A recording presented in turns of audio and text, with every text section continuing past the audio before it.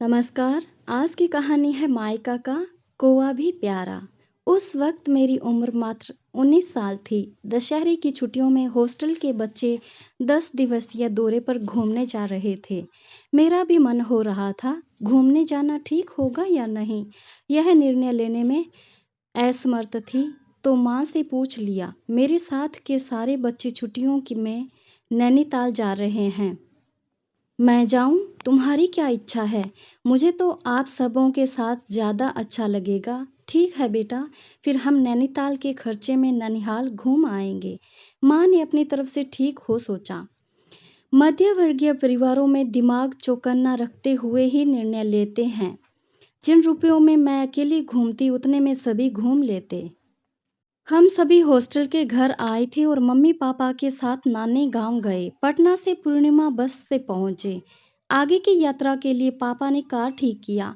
Car में बैठने से पहले ही भाई से एक चक्कर लड़ मैं विंडो सीट पाने में सफल हो गई थी। शहर से कुछ 5-7 किलोमीटर ही निकली थी कि उल्टी दिशा से आती गाड़ी से ड्राइवर ने मुंह निकालकर हमारे कार ड्राइवर से पूछा, कितना भाड़ा ले रहे हो? शुद्ध हिंदी पसंद मैं स्थानीय भाषा सुनने के लिए मजबूर थी। दिमाग का दही हो चुका था। नैनीताल बनाम ननिहाल दिमाग में घूमने लगा था। कहाँ नैनीताल और कहाँ ननिहाल। नैनीताल में दोस्तों द्वारा की जाने वाली मस्तियों के बारे में सोच सोच कर मन दुखी होने लगा था। मैं जितनी ही दुखित थी, माँ उतनी ही हर्षित दिख रही थी। उनका चेहरा मायके की अबो हवा में खिला ही जा रहा था। उनकी खुशी देखकर मैंने खुद को समझ लिया था। कम से कम वहाँ तो खुश थी। 2 घंटों में हम गांव पहुँच चुके थे। नाना नानी के प्यार को देखकर राह की पूरी थकान उड़न छू हो गई थी।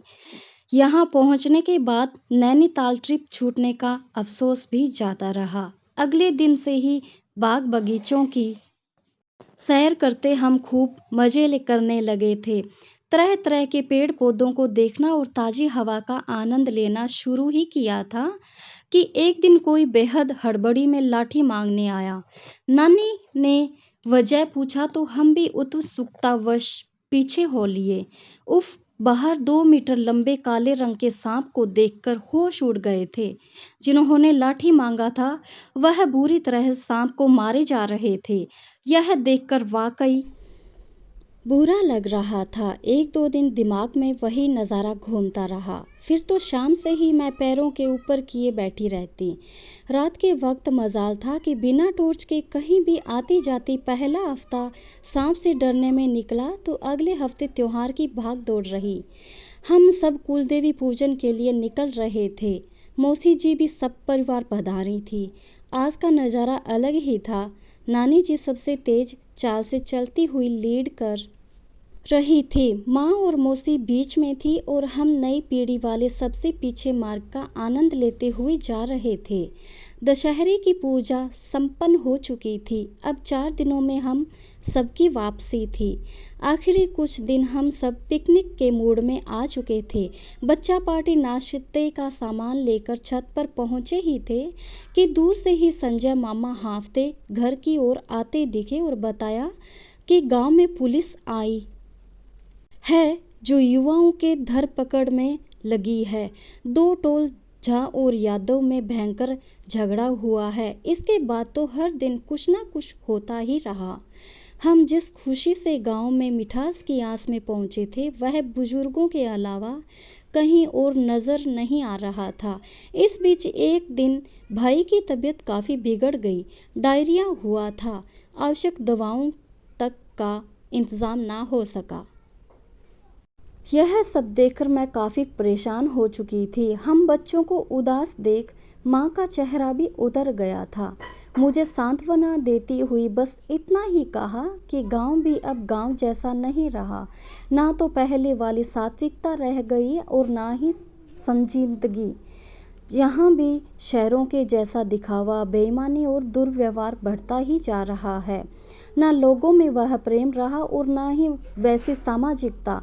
रेडियो के समय में फिर भी ठीक था, पर अब टीवी ने गांव को शहर में तब्दील कर दिया है। खैर, जो भी हुआ उसमें मुझे सबसे ज़्यादा खुशी इस बात की हो रही थी कि माहौल में आई तब्दीली के कारण माँ के गांव के प्रति प्रेम में कुछ कमी अवश्य आई थी। उस समय बड़ी तसल्ली हुई थी कि आइंदा हमें छुट्टियों में गांव की जगह नई जगहों की सैर करने का अवसर मिलेगा।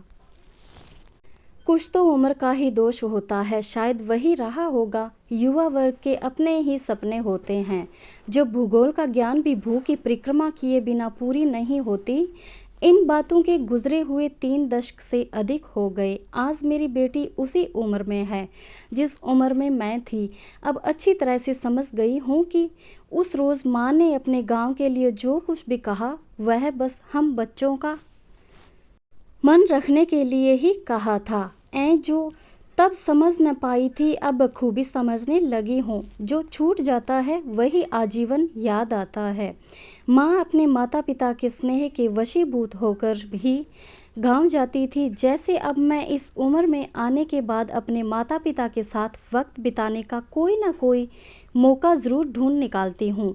उन खुशी के क्षणों में मैं भी इधर उधर नहीं देखती। मेरा भी चेहरा ठीक वैसे ही खिल उठता है जैसे कभी माँ का खिला करता था, अपने मायके की सरहद में कदम रखकर।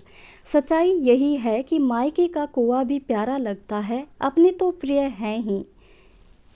अगर आपको मेरी कहानियाँ पसंद आए तो प्लीज़ मेरे चैनल को ज़रूर सब्सक्राइब कीजिएगा। धन्यवाद। Thanks for watching.